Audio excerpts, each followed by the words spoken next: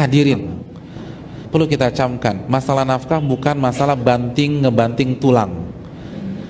Masalah nafkah masalah takwa. Wa man yattaqillah yaj'al lahu makhraja wa yarzuqhu min haitsu la yahtasib. Barang siapa yang bertakwa kepada Allah, Allah akan berikan jalan keluar dan Allah akan berikan rezeki dari arah yang tidak ia duga-duga. Nabi bersabda dalam hadis Tirmidzi, kalau kalian benar-benar bertawakal dengan tawakal yang sebenar-benarnya, maka Allah akan berikan kalian rezeki sebagaimana Allah berikan rezeki kepada seekor burung. Burung keluar di pagi hari dalam kondisi perut lapar dan pulang di sore hari. Lihat, Nabi katakan burung pulangnya sore, bukan jam 12 malam. Ada burung pulang jam 12 malam? Enggak. Burung pulang sore dan kenyang dan bawa rizki buat anak-anaknya. Keberkahan, hadirin. Ini bukan kuantitas berapa lama kita bekerja, tapi kualitas iman dan takwa kita dan ikhtiar yang maksimal. Ikhtiar yang maksimal bukan bekerja sampai jam 11 malam, sampai jam 2 malam, lalu weekend kita pakai untuk nambah-nambah atau cari sambingan sehingga kita lupa ngaji, kita lupa belajar, kita lupa ibadah. Ini nggak berkah. Ingat, burung bisa enjoy menikmati kehidupannya pulang sore. Pulang sore.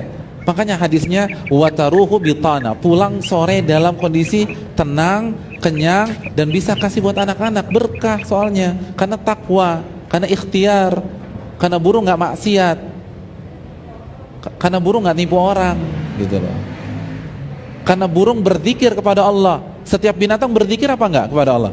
Berzikir. Kita lupa zikir, lupa ngaji, akhirnya kita diperbudak oleh dunia.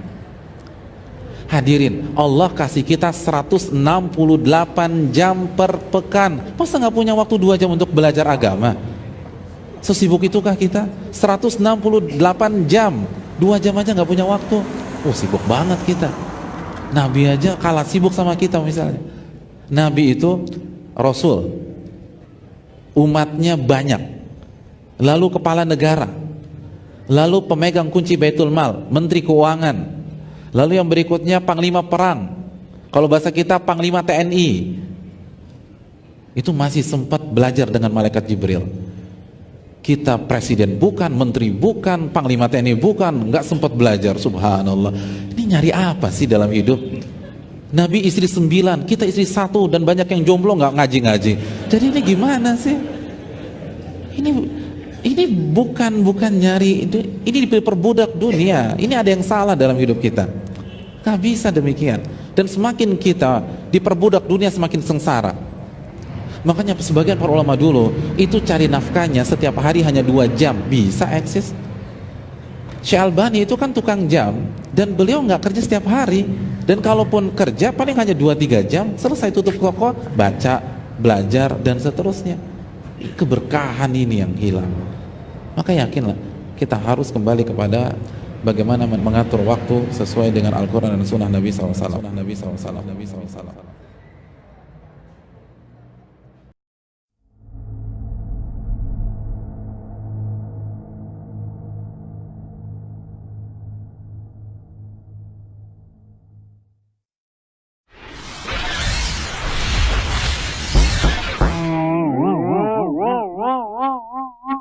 Hadirin, perlu kita camkan, masalah nafkah bukan masalah banting ngebanting tulang.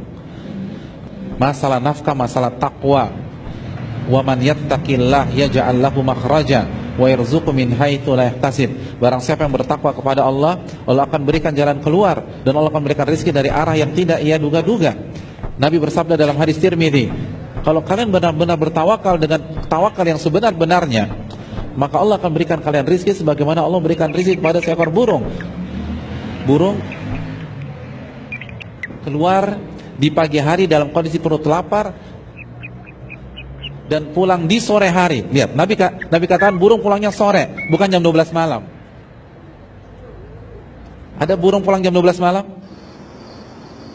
Enggak. Burung pulang sore dan kenyang dan bawa rizki buat anak-anaknya. Keberkahan, hadirin. Ini bukan kuantitas berapa lama kita bekerja, tapi kualitas iman dan takwa kita dan ikhtiar yang maksimal. Ikhtiar yang maksimal bukan bekerja sampai jam 11 malam, sampai jam 2 malam, lalu weekend kita pakai untuk nambah-nambah atau cari sampingan, sehingga kita lupa ngaji, kita lupa belajar, kita lupa ibadah. Ini nggak berkah. Ingat, burung bisa enjoy menikmati kehidupannya pulang sore. Pulang sore. Makanya hadisnya wataruhu bitana, pulang sore dalam kondisi tenang, kenyang, dan bisa kasih buat anak-anak. Berkah soalnya, karena takwa, karena ikhtiar, karena burung nggak maksiat, karena burung nggak nipu orang, gitu loh. Karena burung berzikir kepada Allah. Setiap binatang berzikir apa enggak kepada Allah? Berzikir. Kita lupa zikir, lupa ngaji, akhirnya kita diperbudak oleh dunia. Hadirin, Allah kasih kita 168 jam per pekan. Masa nggak punya waktu 2 jam untuk belajar agama? Sesibuk itukah kita? 168 jam, 2 jam aja nggak punya waktu. Oh, sibuk banget kita. Nabi aja kalah sibuk sama kita misalnya. Nabi itu Rasul, umatnya banyak, lalu kepala negara, lalu pemegang kunci Baitul Mal, Menteri Keuangan, lalu yang berikutnya Panglima Perang, kalau bahasa kita Panglima TNI. Itu masih sempat belajar dengan malaikat Jibril. Kita presiden bukan, menteri bukan, Panglima TNI bukan, nggak sempat belajar. Subhanallah. Ini nyari apa sih dalam hidup? Nabi istri 9, kita istri 1, dan banyak yang jomblo nggak ngaji-ngaji. Jadi ini gimana sih? Ini bukan nyari, ini diperbudak dunia. Ini ada yang salah dalam hidup kita. Gak bisa demikian. Dan semakin kita diperbudak dunia, semakin sengsara. Makanya sebagian para ulama dulu itu cari nafkahnya setiap hari hanya 2 jam, bisa eksis. Syekh Albani itu kan tukang jam, dan beliau nggak kerja setiap hari. Dan kalaupun kerja paling hanya 2-3 jam, selesai tutup toko, baca, belajar, dan seterusnya. Keberkahan ini yang hilang. Maka yakinlah, kita harus kembali kepada bagaimana mengatur waktu sesuai dengan Al-Quran dan Sunnah Nabi SAW.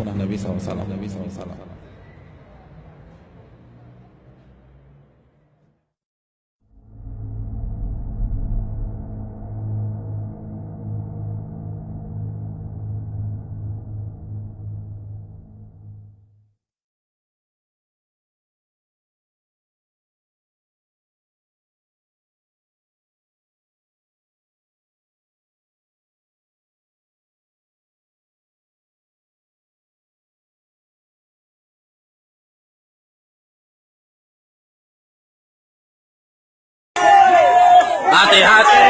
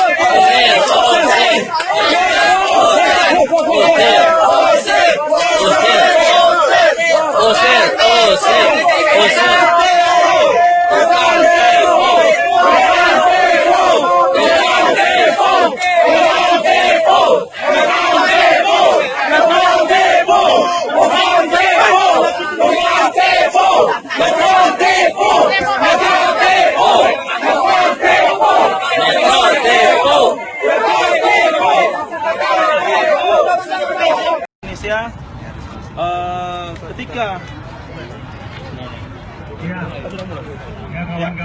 Assalamualaikum warahmatullahi wabarakatuh.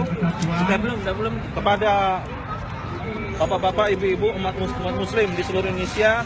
Kami umat muslim di sini yang mengadakan aksi Bela Islam Jilid 3 menemukan ada minuman yang terindikasi di dalamnya berisi zat-zat yang berbahaya. Dengan bukti ini dikasih lakbat, isolasi. Nah, isolasi seperti ini, semuanya diisolasi. Ketika diinginkan keluar, tuh keluar. Semuanya sudah disuntik dengan zat-zat tertentu yang kita tidak tahu ini. Apa ini? Nah, ini. Ya. Nah, ini contoh lain. Ini. Tuh, ini sama juga. Tuh, sama juga. Ini isolatif tuh. Ini berapa dus? Banyak sekali ini. Ada 1 dus. Tadi masih banyak sih. Ya, jadi sangat saya harapkan aparat kesehatan dari dinas kesehatan maupun dari aparat kepolisian segera mengambil sampel. Semuanya ada di buktinya, barang bukti ada di Bundaran HI, ya. Bunda Air Mancur. Bundaran Air Mancur, ya. Semoga cepat ditindaklanjuti Selatifnya tuh ya. keamanan. Selatifnya tuh. Ya. Tuh, kita pencet langsung kan? Tuh. Keluar semua tuh. Nih. Ini ada Yang diserahkan, Pak. Ya. Barang bukti sampelnya udah ada yang diserahkan. Makanya tadi ada aparat kepolisian yang sudah mengambilnya tuh sampelnya. Ada Pak dokter itu, Pak. Ada baiknya kita kasih itu kan dari Ini ada lagi nih yang solatifnya nih.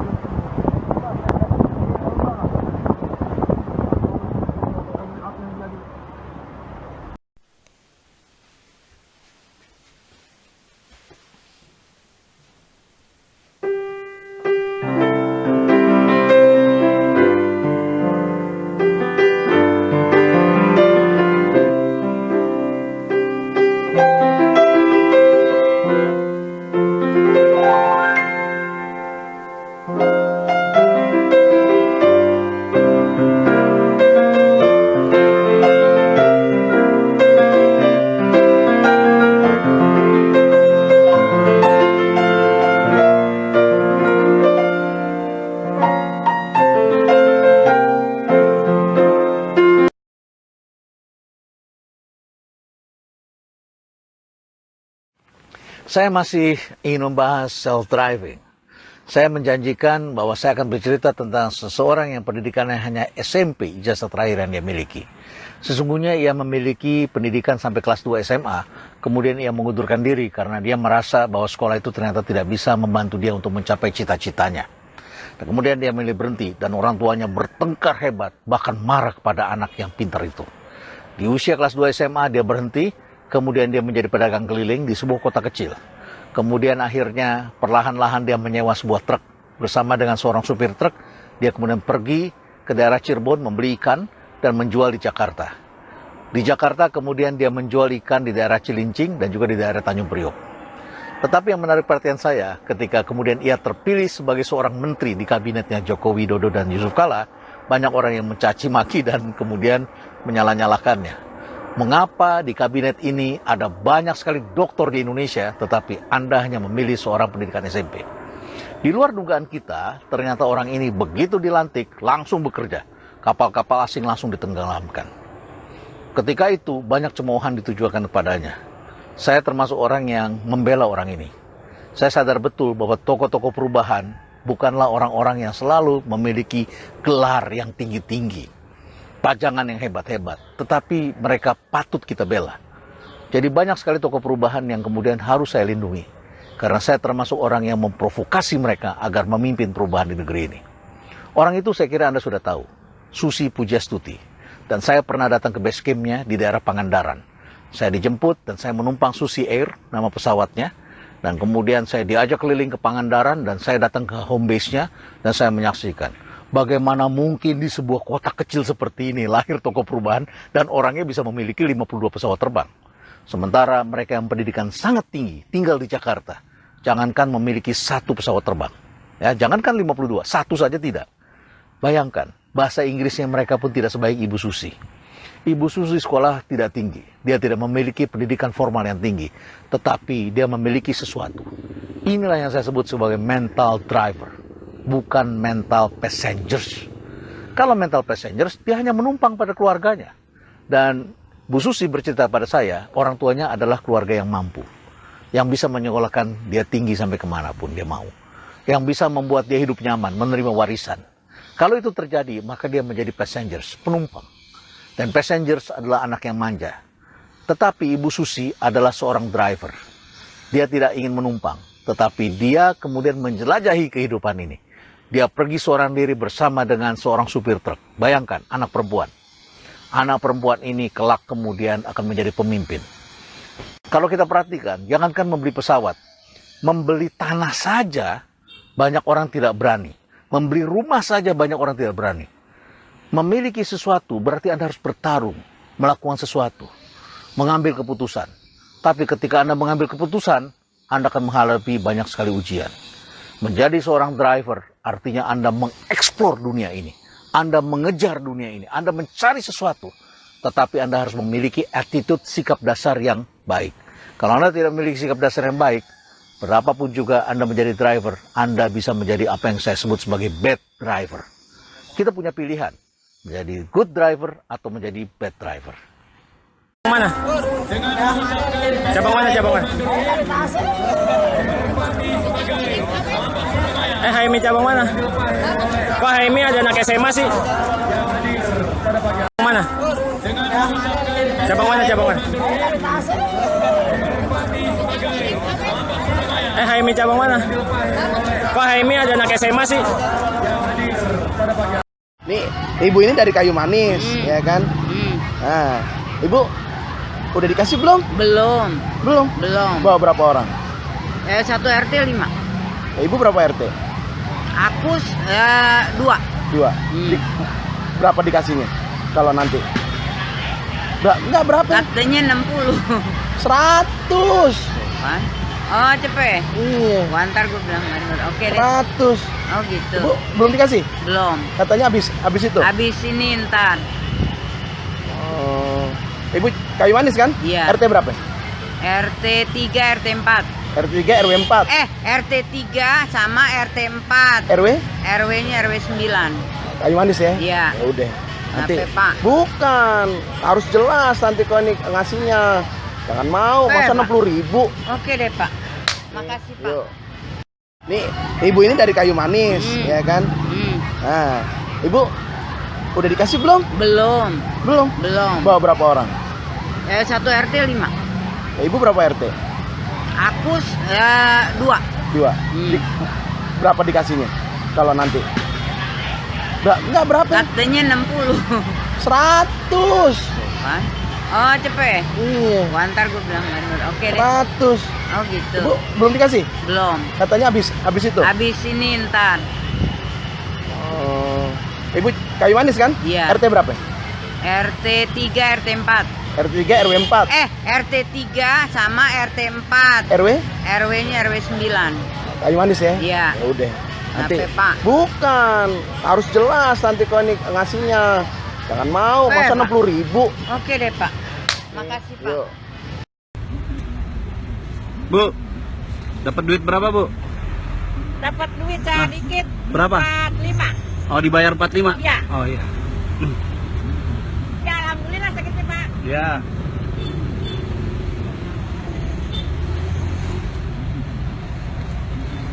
Flash mob ITB 86. Gerakan seri 1. 1, 2, 3, 4, 5, 6, 7, 8. 1, 2, 3, 4, 5, 6, 7, 8. 1, 2, 3, 4, 5, 6, 7, 8. 1, 2, 3, 4, 5, 6, 7, 8. Lakukan 2 kali. Selesai gerakan 1. Gerakan seri 2. 1, 2, 3, 4, 5, 6, 7, 8. 1, 2, 3, 4, 5, 6, 7, 8. Kemudian balas. 1, 2, 3, 4, 5, 6, 7, 8. 1, 2, 3, 4, 5, 6, 7, 8. Selesai gerakan seri 2. Gerakan seri 3 untuk refrain. Dimulai dari kaki kanan maju ke depan. 1, 2, 3, 4, 5, 6, 7, 8. 1, 2, 3, 4, 5, 6, 7, 8. 1, 2, 3, 4, 5, 6, 7, 8. 1, 2, 3, 4, 5, 6, 7, 8. Selesai gerakan seri 3. Gerakan seri 4. 1, 2, 3, 4, 5, 6, 7, 8. 1, 2, 3, 4, 5, 6, 7, 8. 1, 2, 3, 4, 5, 6, 7, 8. 1, 2, 3, 4, 5, 6, 7, 8. Selesai gerakan seri 4. Seri tag ya. 1, 2, 3, 4, 5, 6, 7, 8. 1, 2, 3, 4, 5, 6, 7, 8. 1, 2, 3, 4, 5, 6, 7, 8. 1, 2, 3, 4, 5, 6, 7, 8. Kemudian berputar 16 hitungan. 1, 2, 3, 4, 5, 6, 7, 8. 1, 2, 3, 4, 5, 6, 7, 8. Balas putarannya dengan 16 hitungan lagi. 1, 2, 3, 4, 5, 6, 7, 8. 1, 2, 3, 4, 5, 6, 7, 8. Selesai gerakan tag.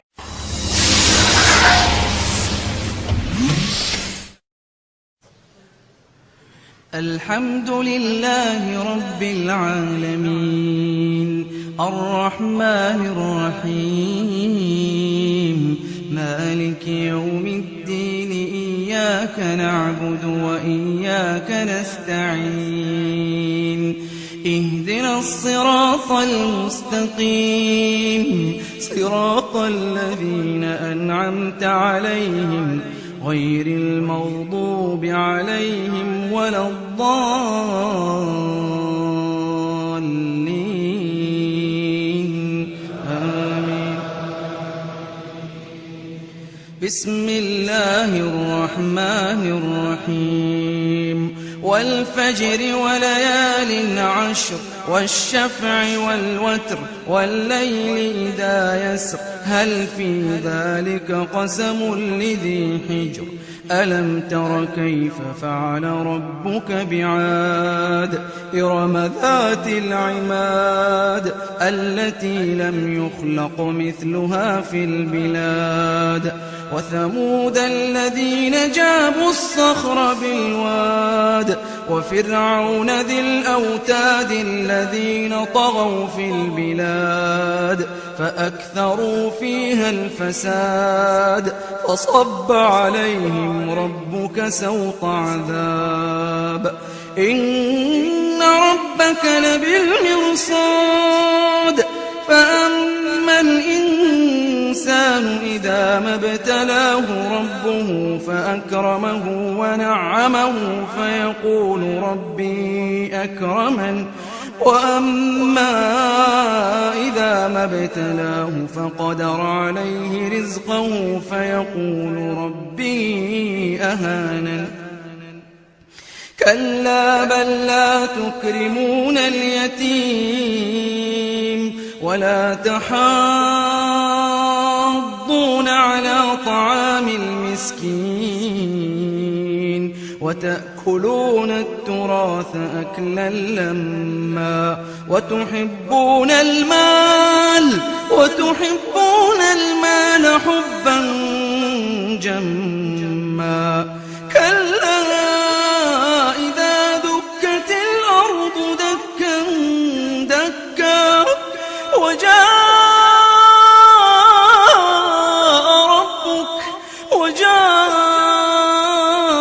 ربك والملك صفا صفا وجيء يومئذ بجهنم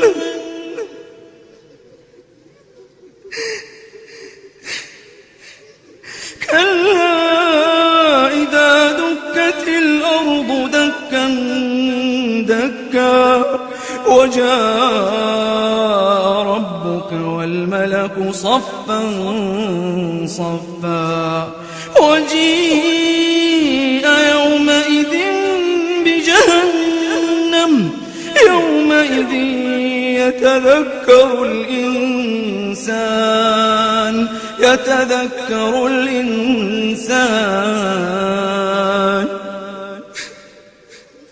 يومئذ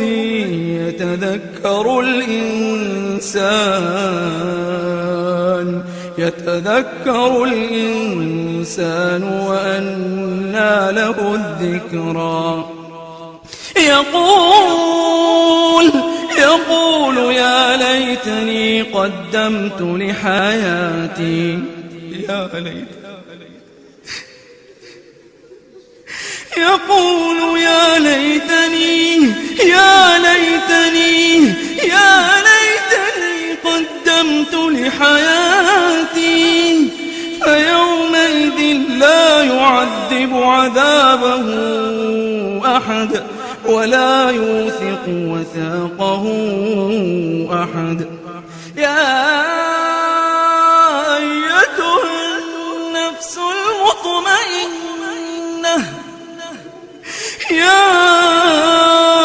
أيتها النفس المطمئنة ارجعي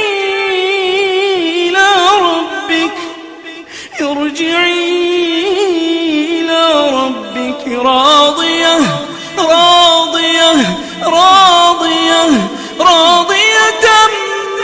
مرضية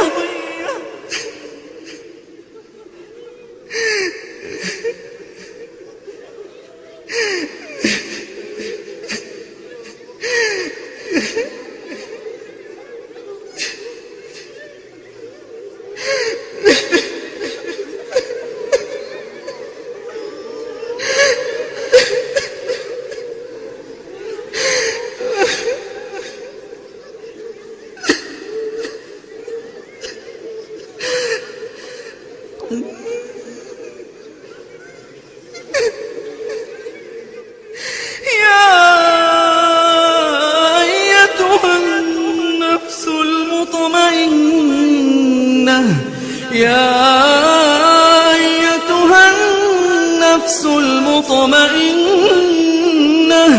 ارجعي إلى ربك راضية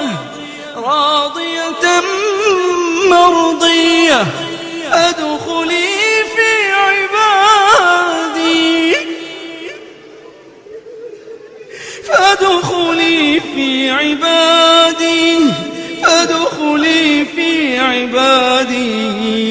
فادخلي في عبادي وادخلي جنتي.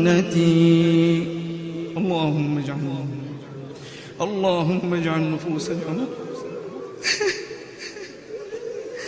اللهم اجعلنا من هذه النفس المطمئنة.